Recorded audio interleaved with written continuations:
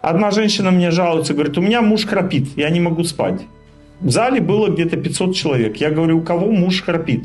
Там, человек 10 подняли руки. Я говорю, кто из вас может спать? 5 рук осталось. Остальные опустили.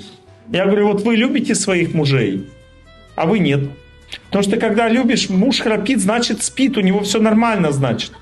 И ты думаешь, ой, как хорошо, слава Богу, пускай спит, пускай отдыхает, пускай восстанавливается. И он... А ты так, тебе приятно, ты такая, ну и слава Богу. Значит, любишь. Или сын, допустим, храпит. Да мой хороший, лапочка моя. Там храпит он. Так женщины же, да, ребеночек храпит, ничего страшного, сопит, что-то там, да. Так и взрослый человек. Если ты любишь, ничего страшного, правда ведь?